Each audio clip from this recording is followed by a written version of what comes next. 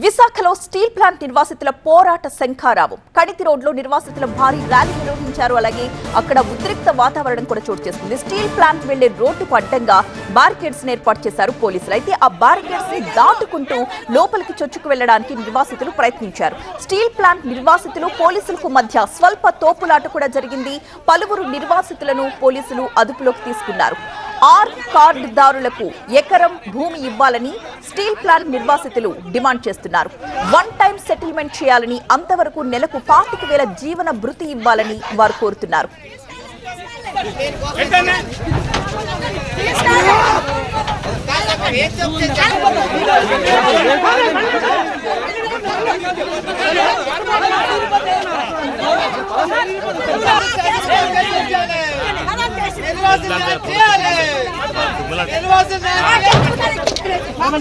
విశాఖలో steel plant నిర్వాసితుల పోరాట శంఖారావాన్ని మనం చూస్తున్నాం. కణితి రోడ్లో నిర్వాసితులు భారీ ర్యాలీ నిర్వహించారు. ఈ ర్యాలీ నిర్వహణలో భాగంగా స్వల్ప ఉద్రిక్త వాతావరణం కూడా తలెత్తింది. స్టీల్ ప్లాంట్ కు వెళ్లే రోడ్డుకు అడ్డంగా నిర్వాసితులు లోపలికి వెళ్లకుండా పోలీసులు అక్కడ బారికేడ్స్ ని ఏర్పాటు చేయడం జరిగింది. అయితే ఆ బారికేడ్స్ దాటుకుంటూ చొచ్చుకు వెళ్లడానికి నిర్వాసితులు ప్రయత్నించిన క్రమంలో పోలీసులకు స్టీల్ ప్లాంట్ నిర్వాసితులకు మధ్య తోపులాట జరిగింది.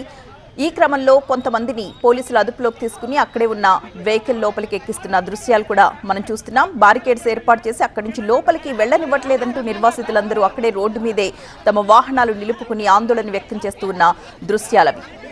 కార్డుదారులకు ఎకరం భూమి ఇవ్వాలని స్టీల్ ప్లాంట్ నిర్వాసితులు డిమాండ్ చేస్తున్నారు. వన్ టైం సెటిల్మెంట్ చేయాలి, అది కూడా అంతవరకు నెలకు 25,000 రూపాయల చొప్పున జీవన భృతి అందించాలి అనేది నిర్వాసితుల డిమాండ్.